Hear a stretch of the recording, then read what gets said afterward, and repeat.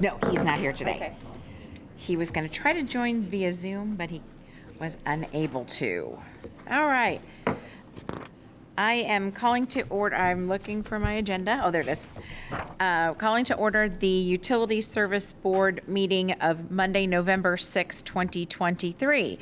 The first thing I will ask if there are any petitions or communications from anyone that would like to bring something up before we start our formal meeting.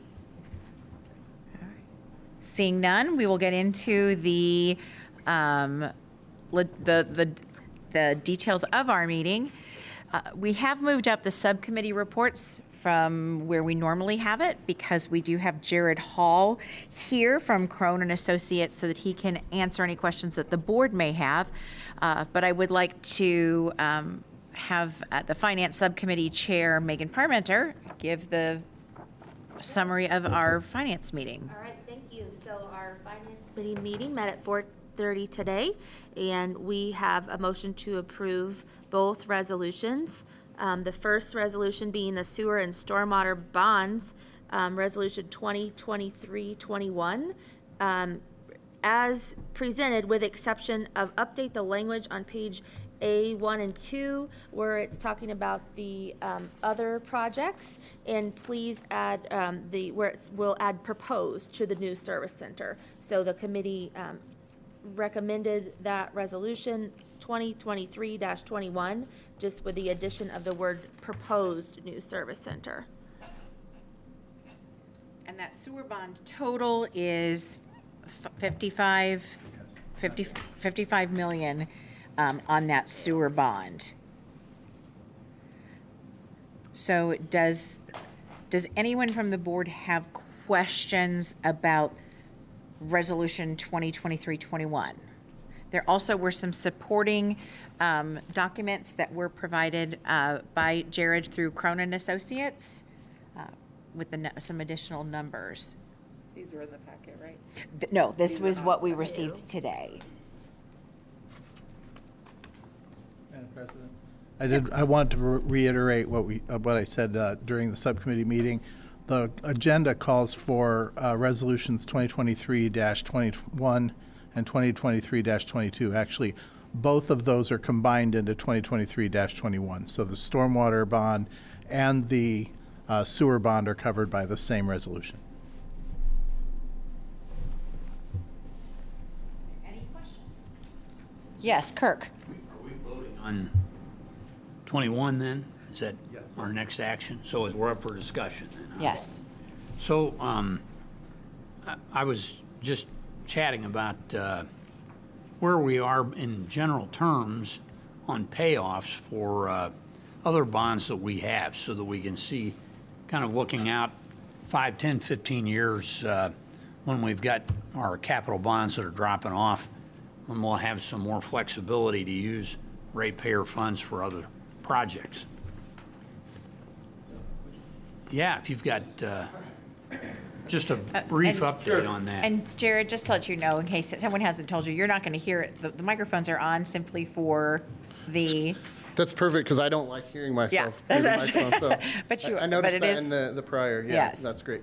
So Jared Hall, Cronin Associates, the municipal or financial advisor on this transaction. Mr. White, yeah, like he asked, currently you have 1, 2, 3, 4, 5. You have 6 bonds outstanding. Okay, you have you have a 2013 refunding that matures on January 1st, 2025. Your 2006 bonds mature on January 1st, 2027, and 2019 refunding bonds that mature on January 1st, 2027. Those 3 are the only ones that mature within a reasonable amount of time. The rest of them are the next one's out in 2030. So what has happened is, since we spoke, I looked, the bonds we have issued in 21 and 20 kind of wrap around those falling off. So where those go away, we kind of pick up steam on the 2020 bond and the 21 refunding. And so we won't really recognize kind of a drop in debt service until 2021 bonds mature in January 1, 2033. So we have, effectively what we have is level combined debt service from, 2024 through 2033, and then it will fall off. I know I'm throwing a lot of numbers and it's hard to see without, but to your point, We'll have about the same amount of debt service until 33 yes, sir, with the new bond. with the new bond, that's right. Okay.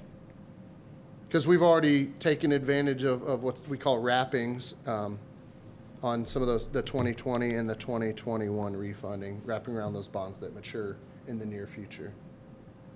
Yeah, the way I look at it is that gives us about 10 years of current bond borrowing expenses. And so then in planning for the future, strategic capital planning wise, in about 10 years, we'd be, So it'll go from $8.1 million Yeah. down to about $7 million. yeah. So you have kind of real numbers. You're assuming no new bonds will come up, In the meantime, which which is. which yes, yes. probably not going to be the case, but yeah.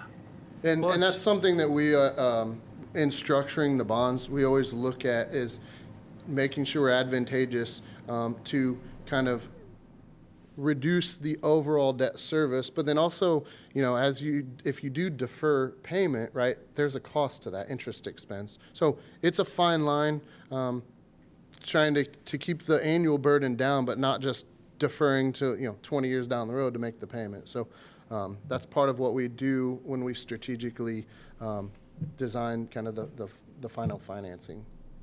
Good. Well, from your numbers you presented and debt service coverage, we're in pretty good shape. Yes, sir. And that's a good place for us to be because, as I've mentioned before, and we've all talked about before, we don't ever want to end up like Flint, Michigan. Nope.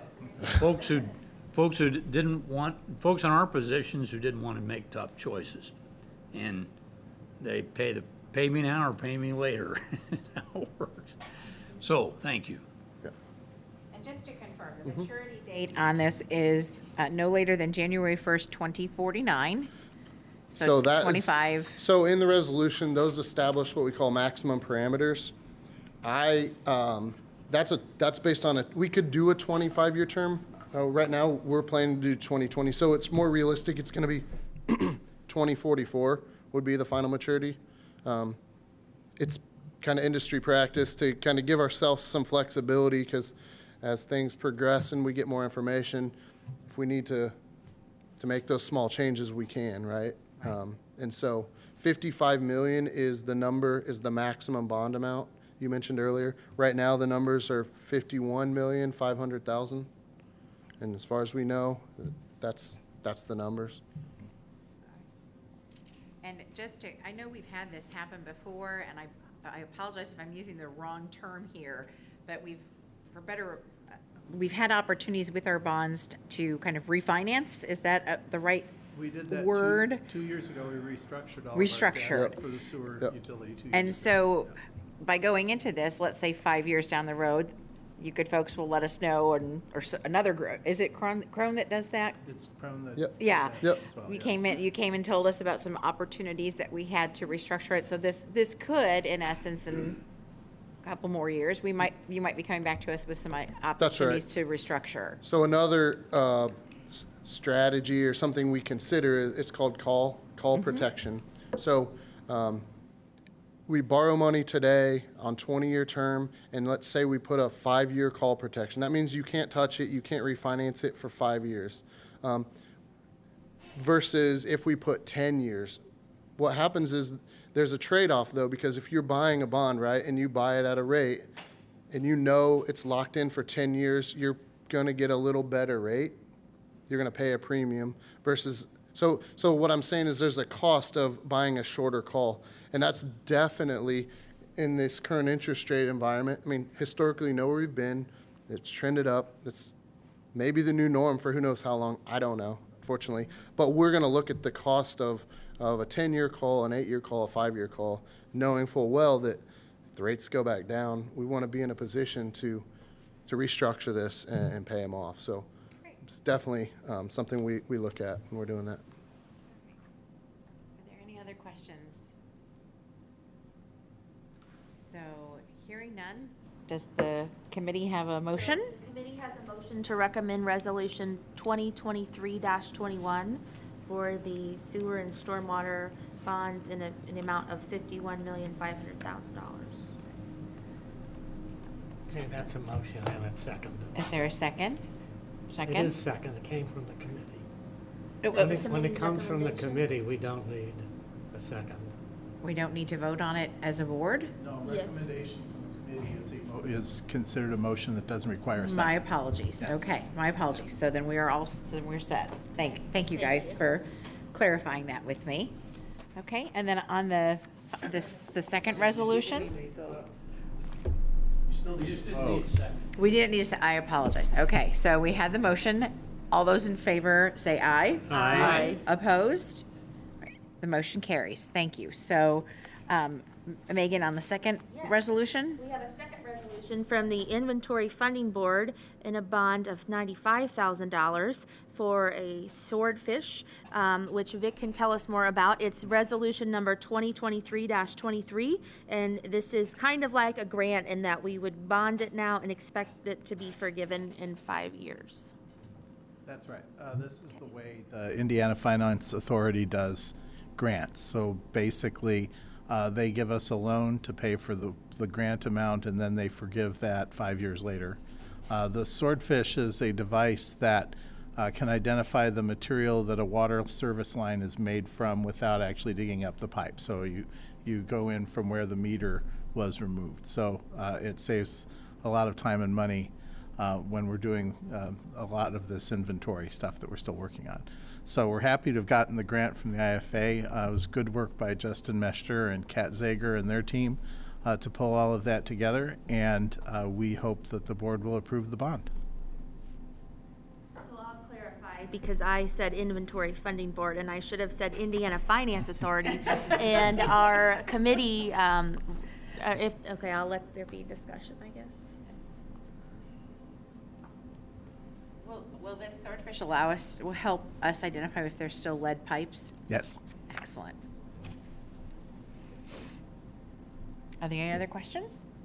All right, so there is a motion. The committee recommends approving the IFA bond in $95,000 for the swordfish. All those in favor say aye. Aye. Aye. Opposed? Motion carries. Thank you. All right. Thank you. And Jared, thank you very much for being here for us. We really appreciate it and all the good work that you folks have done. So thank you. The next item are the approval of minutes from our previous two meetings. Our first meeting was on October 23rd. That was our regular Utility Service Board meeting. Are there any questions or changes to the minutes? Hearing none, is there a motion to approve? So moved. All those in favor say aye. Aye. Opposed? Motion carries. The second was a special board meeting for a bid opening, which was held on October 26th, 2023. Are there any questions regarding the bid opening?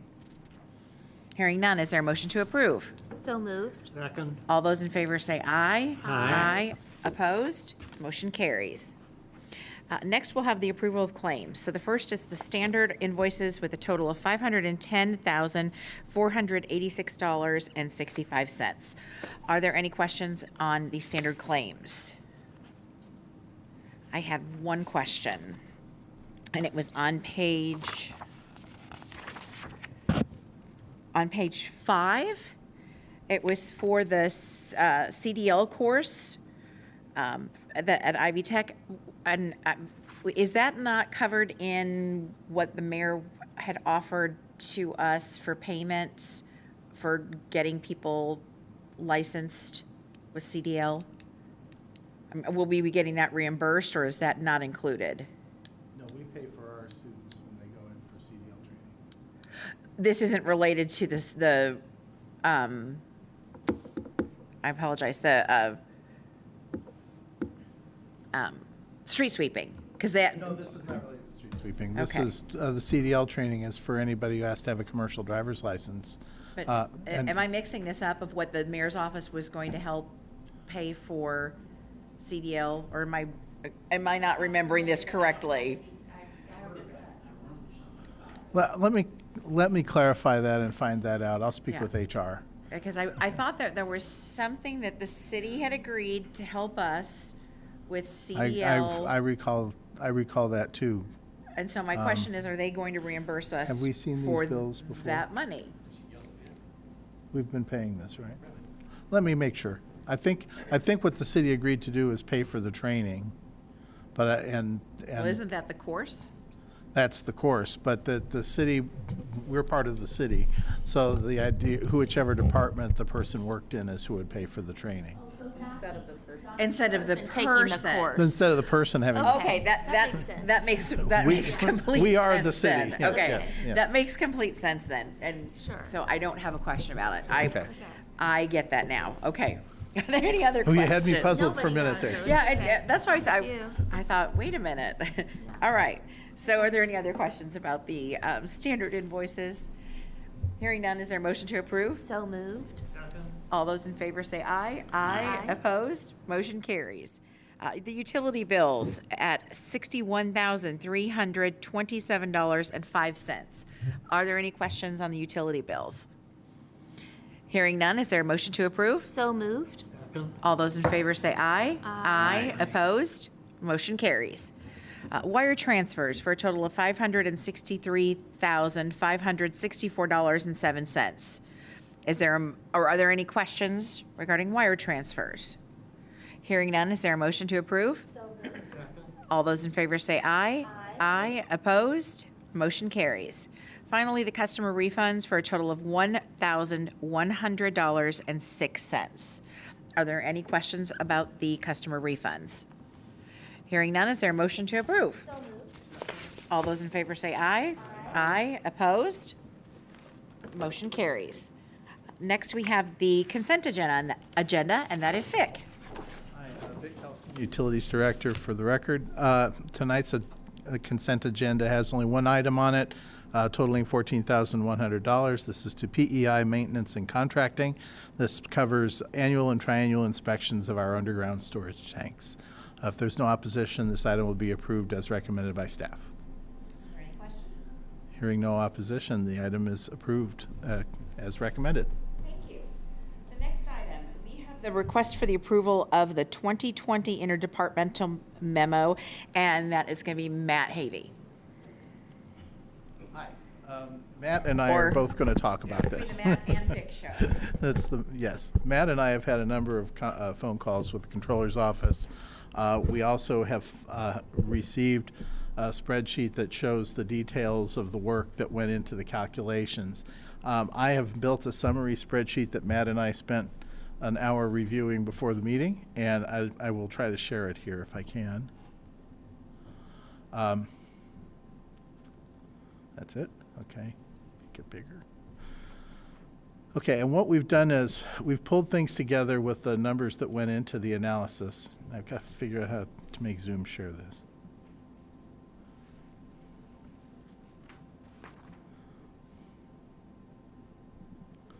Okay. There. So what we see here is this is a table that shows the allocation from each of the city departments to CBU plus the amount that is being paid back to CBU for some of the services that we provide to the city as a whole. I've taken these charges. These charges are calculated by taking this percentage and multiplying it by the budget for the department in question. So we pay 1% of the clerk's budget. For clarity, I'm only showing the 1% of the clerk's budget. The whole clerk's budget was 100 times that number, so 271,000, et cetera. So these are only the charges that go to CBU from each of the departments. Up until 2022, there was no engineering department, so that's why these are all NA in here. Engineering was inside planning and transportation until then. So if you look at this table, you'll see that these numbers mostly have been kind of hovering in the same range. Some of them have been escalating somewhat, especially ITS. This is when we were doing all of our projects to replace the SCADA systems, rebuild the network at Dillman, and we've been doing a lot of capital replacements and so forth. So, and Matt, chime in here if you like. These numbers make sense to us as to what we've been spending on that kind of equipment. This table goes all the way out to 2023. We don't have the resolutions for 22 or 23 yet. We have some questions about some of the numbers in the 2023 column, and we will take those up with the controller before our next meeting. So tonight, what's on the agenda are the 2020 and 2021 interdepartmental numbers, and we'll bring the other two in a couple of weeks. What you see here, if I scroll down, this is the year-by-year change in each of those departments and in the bottom line. And if you look at that year-by-year change, you'll see that it's been pretty consistent in all of the departments up to until the 2023 numbers that we have some questions about. It's been pretty consistent. And if you look these first 2 years, it looks like the number went down from 2018 to 2019 and then up by the largest number of all between 2019 and 2020. I think that is because if you look back here to the sanitation billing, we billed $126,638 in 2018, but only $68,838 in 2019. But then in 2020 through 2023, that's been very consistent. So what we're seeing here, I think, is that part of this was allocated over each of the 2 years. That these two numbers added together are comparable to these numbers over here. So we believe that what's happened is at the bottom of the table where you see the change was a negative change in 2019 and a large positive change in 2020. We think these actually average out to about 80-something thousand. So the annual increases then have been hanging in right around the 5 or 6% per year across the entire interdepartmental agreement, right? Yep.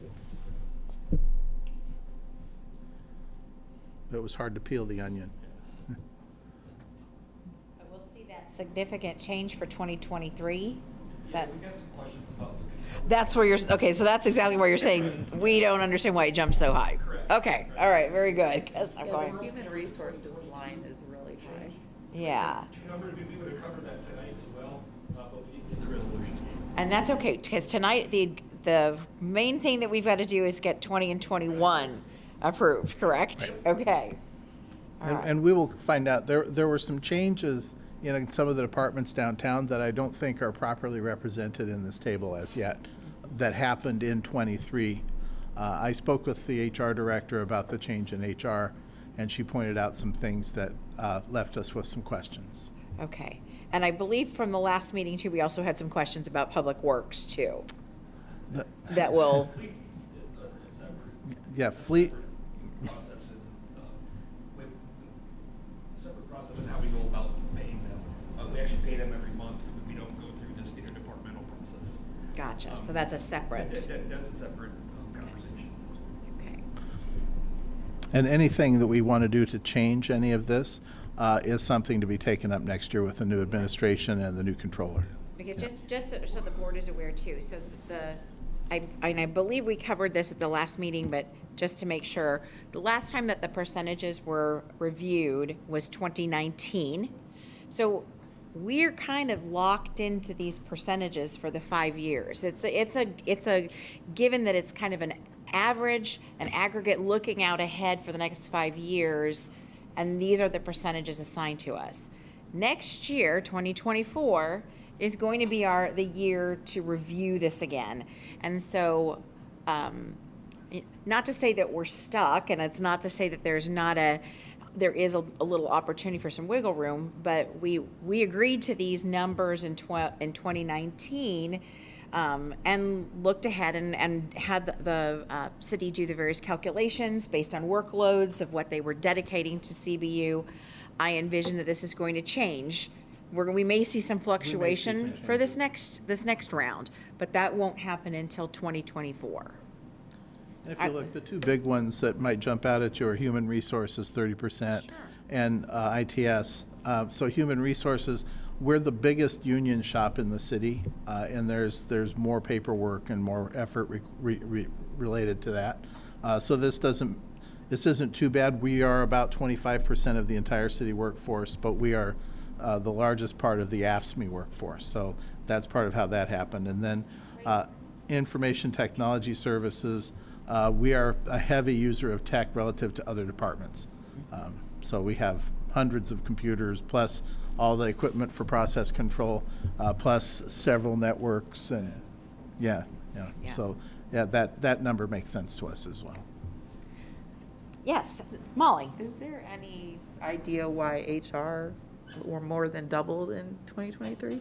That's what we're gonna have to figure out. Okay, We're gonna challenge that one in the controller. gotcha. Yes, thank you. Hopefully we get that bottomed out and have 22 and 23 ready for our next board meeting. Yeah, I'm confident we'll get that sorted out quickly. Jim. So it sounds like this is good news in a sense, because there's consistency, which is one thing we look for, and the changes make some sense to us over time. And from what I just heard, I think that deals with the question that Jeff has raised several times, and that is 30% HR. Is that because we have 30% of the people? Is it? And what you're saying is that it's really based on usage.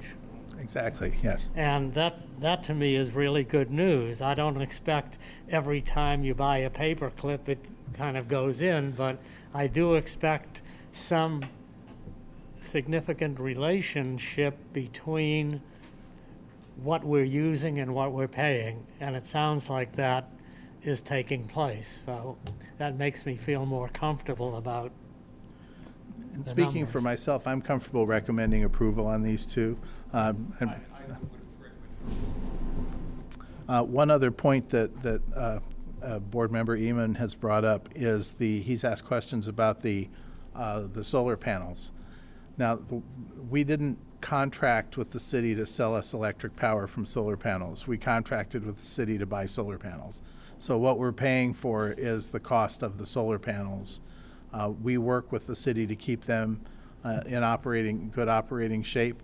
The city has taken steps to improve the service on that, but that is something that we need to be vigilant with, just as any other city department does. But what we're paying for is the installation of the solar panels. Now, there was a question about, well, what if we thought we were going to get a certain amount of electricity and a certain amount of savings and we didn't? Those were purchased as part of a guaranteed savings contract that extends for 20 years. At the end of the contract, there is a true-up period. So if we did not get the benefit that we expected from the contract, then the contractor will reimburse us at that time when the contract is over. So as a guaranteed savings contract, we may not see the benefit that we anticipated every year, but if we don't, it gets paid off at the end. So that answers Jeff's question about when it was non-functional. That's They're right. not meeting up to the contract, so that will come back at the end. At the end, which yes. is perfectly fair. Thanks. Okay, so this might not be the exact right place for this question, but, so you mentioned that this increases about 5% each year. And I should know this, but our budget, does it increase about 5% each year? I honestly don't know. Okay. Yeah, and that's a complicated question. Okay. So Well- for the last 3 years, payroll, for example, has been 5% a year. Okay. But our budget also reflects other things, so such as debt service, as we just saw. Certainly. And then but it's in the 5 or 6% a year. Well, we just did a rate case for 20% for sewer after 4 years. Okay. So yeah, it's comparable. So I guess this is kind of like a working backwards question, and why I feel we should do this for the year ahead, not the year past, is because how can the other departments set their budget if they don't know what's going to be coming from the CBU for our portion? And then if we, if let's say for that HR 300 or whatever the one is, 245,000, like if they're planning on that, But then that's not what we end up and negotiate, then what happens to their budget? What will happen is once these percentages are known, then what these percentages really do relative to the other department's budget, their budget comes from the general fund. We are reimbursing the general fund for our part of that Okay. expenditure. So that these percentages are really telling the controller how much extra headroom there is in the general fund when they do the overall city budget. Okay, so it's not like the planning department got shorted because we changed the amount? No, planning Okay. still gets every dollar Okay. that they you. anticipated from us, yes. No further questions. My only question is, where does the in lieu of taxes number fall? I don't see it on there. On the, that's part of a more detailed spreadsheet. This is a summary that we came up with to simplify the actual spreadsheet, if that makes sense. It's the, in lieu of taxes would be on top of this every year. That's Okay, that, because on what Right. they provide, and the controller's office had provided us, did have that figure there. So I just want, so this needs to also include the in lieu of taxes figure. That's right. Perfect, okay. We weren't really questioning the in lieu of taxes because that comes from our asset inventory that we give to them. So, yeah. I just wanted to make sure that we saw those numbers there, that on the 20 and the 21, we're not looking at 1.5 million, we're looking at 2.4, because we also have to add in the in lieu of taxes amount, so. No. Well, I just want to say for the record that Matt and Vic and Frank have done an incredible job hunting down these numbers and getting our questions answered.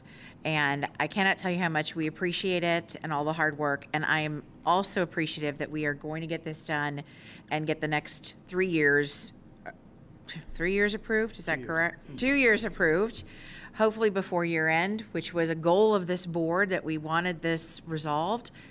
And I'm very happy to see that we are moving forward, and I'm hopeful that we will not have these problems in 2024. So, anyway, are there any other questions? If not, is there a motion to approve the 2020 interdepartmental memo? Second. All those in favor say aye. Aye. Opposed? Motion carries. And finally, is there a motion to approve the 2021 interdepartmental agreement? Second. All those in favor say aye. Aye. Opposed? Motion carries. Thank you, everyone. The next item is the request for the approval of Resolution 2023-20. This is a bid acceptance for the Clear Creek Culvert, and this is Phil Peden. Hi, Phil. Good evening. Phil Peden, Engineering Department. Yes, this is the bid documents for the Clear Creek Culvert, and we did receive some favorable bids on this one. 3 out of the 4 were below the engineer's estimate. And so Milestone was the low responsible and responsive bidder on this, and they were the same ones that completed the previous work. So we're comfortable with them and happy with the results. So I would request that the board approve this resolution to award. The contract will come to the board at a following meeting. I'm here to answer any questions. Are there any questions, Phil? Kirk? Bill, how's our timeline on this looking now that we've got a bid? Yeah, the contract timeline is 250 days from notice to proceed for substantial completion. So if that started after the next board meeting, that would be the end of July, would be substantial completion, and then final completion would be at the end of October of next year, assuming that we issue the notice to proceed following the next board meeting. Any other questions? Hearing none, is there a motion to approve? So moved. Second. All those in favor say aye. Aye. Aye. Opposed? Motion carries. Thank Thank you, you. Phil. Next, we have a request for approval of Amendment 1 with Black and Beach. Dan Hudson.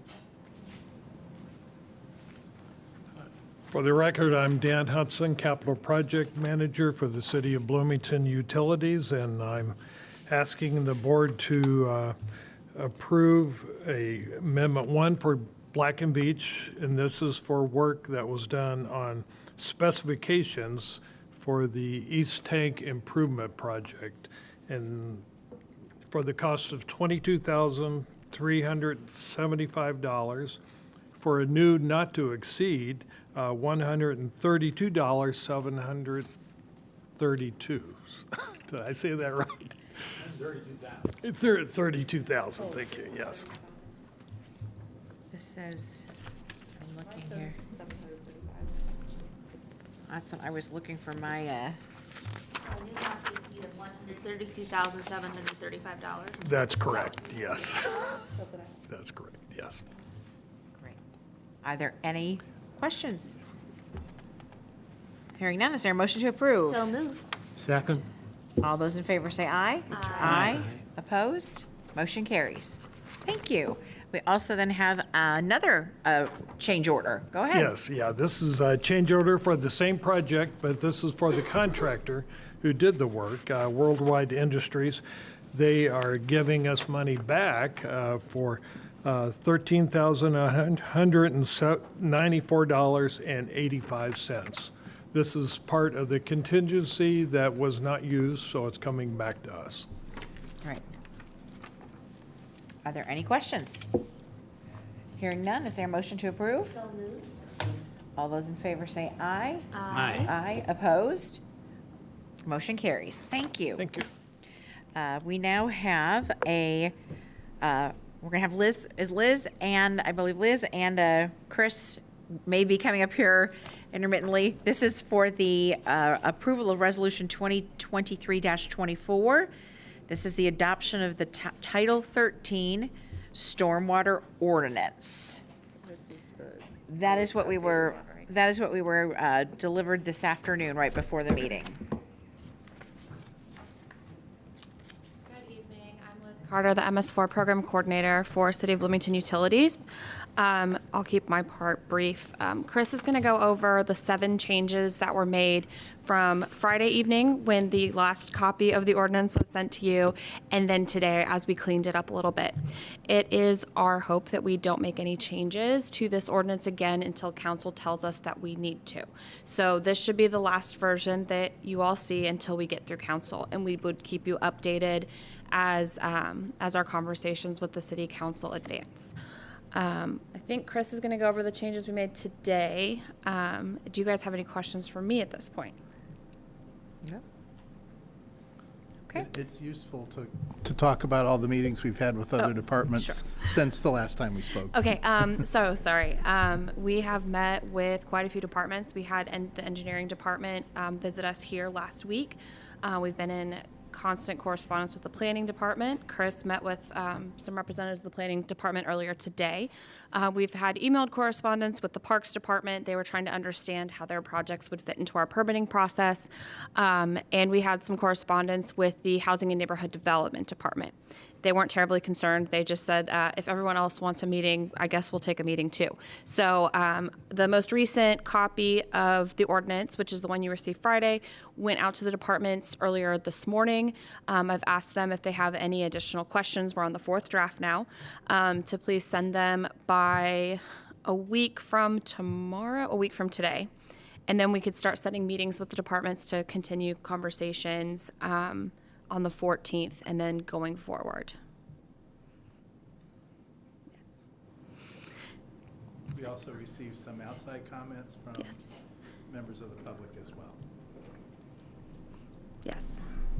So, Chris, do you want to go over the changes that have occurred in the last couple of days? Hi, good evening. Chris Wheeler, Assistant City Attorney for the Legal Department.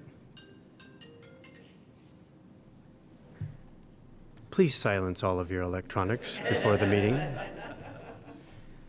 Yes, we have, there has been a relatively constant discussion going on between members of CBU and members of other departments. I was in a couple of very productive meetings with members of planning on Friday afternoon and then again this afternoon. The culmination of these meetings and our receipt of comments from public left us with 7 additional changes that occurred just this afternoon, just prior to these meetings taking place, the subcommittee meetings that we had earlier, and now the committee of the whole. I'd like to go through those with you so that I can direct your attention to those changes so that when you are voting on Title 13 recommendation to council, you have all of the information that we have. So if you would please first turn to page 4 of the resolution, which contains an Exhibit A, which is the proposed ordinance. At page 4, you will find section 13.01.020, subsection A, part 6. In that section, we added the language "to ensure the appropriate," because that makes more sense in reading what our intent is with regards to this title. It used to just say "the design," so we added "to ensure the appropriate design." Same thing happens then right below that at part 7. We added again the language "to ensure the appropriate." So these aren't substantive, they're just preferential changes, tidying up some of the language. Then if you would please turn to page 3. I'm sorry, turn to page 22. This is the third change. At section 13.06.010, subsection B, 1. All we did there is add the word "strip." And this is to bring the language, we had originally had that word in there. At one point, planning was concerned about that word, not understanding what it meant for the whole of that language, that definition. After a meeting just this afternoon with Jackie Scanlon and City Attorney Mike Rucker, we all agreed that it would be best to put "strip" right back in. This language comes directly from the construction site general permit, which directs a lot of what it is we're trying to accomplish with Title 13. And so that's where "strip" comes from. The fourth change is also on page 22 and also under 13.06.010 under subsection B2. Here, this was not substantive. It was simply to change preferentially to have, instead of just the word "for," we spelled it out as the word "for" and then in parentheses the Arabic numeral 4. And then the rest of that language that we changed is that it reads "or fewer lot developments," instead of it reading just Arabic numeral 4 or fewer lots of development. That language again reads directly from the general permit, and it was agreed upon by City Attorney Mr. Rucker and Planner Jackie Scanlon that we would just go with that language directly from the permit. The fifth change is at page 26. It's section 13.08.020, and it's subsection B.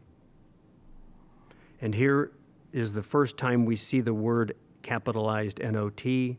That is actually a notice of termination. So we actually spelled it out as a notice of termination as opposed to an NOT. So what you see now is a notice of termination and then in parentheses, all in caps, NOT. The sixth change is on page 29.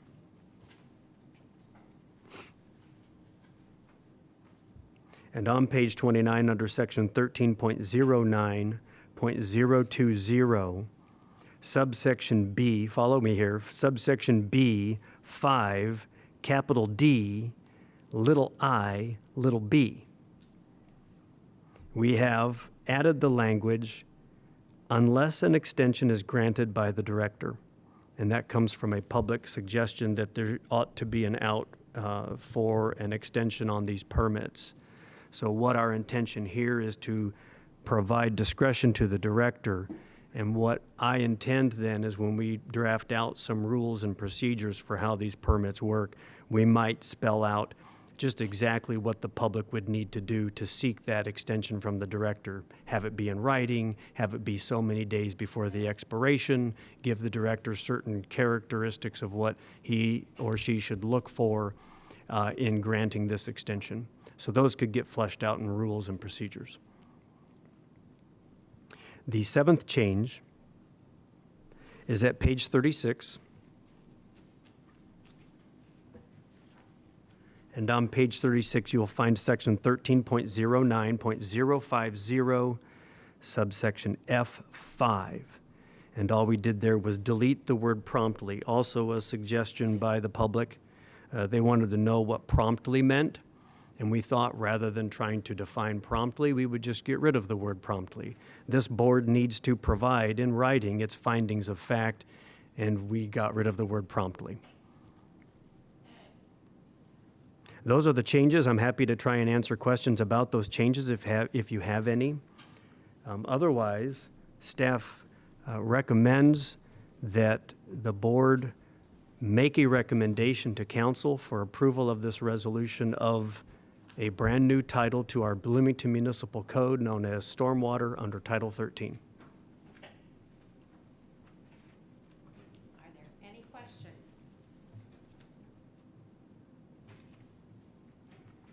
I just have one comment, and that is, and I don't know how these were worked on, but I do think that there are some issues with indentation and where things are supposed to fall.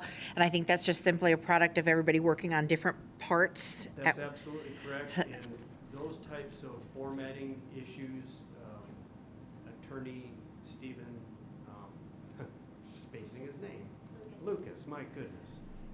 Thank you. Attorney Stephen Lucas, who is the attorney for the council, will work on formatting in the manner that he wants to see that he presents then to council. Yeah, so those things will get cleaned up. Awesome.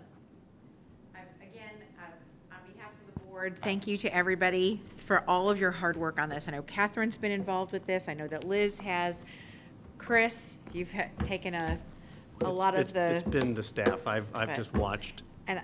And I'm sure that with you gals, that there's also other people on the team that have helped. So without knowing those names, thank you for taking on this project. It was something that was probably added to your other duties as assigned. You weren't expecting it this go-round since it was something that was mandated by the state, and we had to get this in place. So we appreciate all of the work that you've done and working with all of the departments. Hopefully this will go through very well with the city council. So any other comments or questions? All right. Hearing none. Go ahead. I'm sorry, I have a comment. Well, let's have Scott first. That's quite all right. Yes, I'll defer to Scott. Just thank CBU staff for working with us on the changes on this title and appreciate it. So thank you. And I wanted to say very much the same thing. I think we would be remiss in not thanking the different departments and the public for their comments and their concerns, their excellent ideas. It's been a hard fight to get wording spelled out correctly so that everybody feels comfortable with what's happening here. So with that, is there a motion to approve Resolution 2023-24? So moved. Second? All those in favor say aye. Aye. Opposed? Motion carries. And then, Chris, you also have the recommendation of the amendments to Title 10. You're not finished yet. Yes, this one's actually a lot easier. It took me maybe an hour to put together. This resolution for recommendation of amendments to Title 10 truly is merely the deletion of language referencing stormwater, setting stormwater rates, creating the stormwater utility, and going through and removing the substantive chapters that identify the types of things that we simply pulled out of Title 10 and placed into Title 13. I'm very happy to go through those deletions. I feel like they're self-explanatory, but I'm happy to accept questions and try to answer what concerns you might have. Are there any questions? Hearing none, is there a motion to approve Resolution 2023-25? All those in favor say aye. Aye. Opposed? Motion carries. Thank you very much. And next, we have a request for the approval of the contract with Kreider and Kreider, and that is Phil Peden again.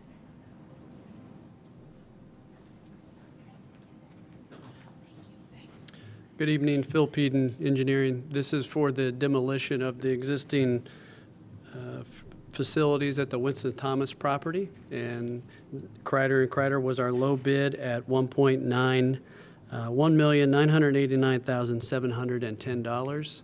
And some of that will be recouped, 800 some thousand in allowance that we expect will not be part of the project. So here to answer. Final approval of the contract. This is acceptance of the contract. There was a typo in the title. So this is acceptance of the contract? Bid acceptance. Okay. Okay. Actually, this is the Oh, contract. this is the contract. I'm sorry. It was the other one. I'm sorry. Okay. Are there any questions of Phil? When you said the allowances, the 800,000, are we still looking at ways to find out who's responsible for dumping some of these things on the property and having them help cover the cost of this? Right now, we just got that deemed as worthless surplus that we're going to have, the contractor dispose of on Okay. the site there. So, no, I personally haven't pursued any other departments for that. No. Okay. I know we had a discussion about that, so I just was kind of curious if there was any movement on that. Are there any? The material that's scrap metal. We'll recover the money for that because it was deemed surplus by the other departments, so that would be gotten back to us. The other materials mostly, I'm presuming, will be crushed and used as fill. Is that right? Yeah. Yeah. Any other questions? Hearing none, is there a motion to approve? So moved. Second. All those in favor say aye. Aye. Opposed? Great, motion carries. Thank you. Thank you. The next item, is there any old business from the board? Any old business from staff? Any new business from the board? Any new business from staff? Staff reports. I've got a few personnel changes for this month. First, Michelle McGregor has joined CBU as the accounts receivable manager in the finance division. This position's been open for a while. Also, Kaylee Bollinger has been appointed assistant superintendent at the Dillman plant. And Zach Burnworth has been appointed assistant superintendent at the Blue Pool plant. And finally, Matt Dabberton was promoted from utilities technician to environmental program coordinator in the engineering division. So congratulations to all these people and for their advancement and for joining CBU. Other news going forward, we've got tomorrow's election day, so if you haven't voted yet, please get out and vote. We anticipate moving forward to the council with the items that came up tonight. And just a quick update, we still are expecting a report back regarding viability for the financial viability for the waste to energy initiative. So we'll know more about that. I'm expecting by the end of this month, we'll have a long discussion about that. So, and that's all I've got. We've been talking a long time tonight. All right, are there any other petitions or communications? Just a fun story. So I was eating lunch at the Yoho's Diner in Salisbury over the weekend, and they have some really cool tables with photos of all the people at Salisbury for all the years. And I was reading the names of this group of freshman basketball players, and one of them was Butcher Poole. And so I just thought that was really, really cool that there was, our namesake. So that's all. That's great. Thank you. Are there any other petitions or communications? Hearing none, is there a motion to adjourn? So moved. All right, meeting's adjourned. Thank you.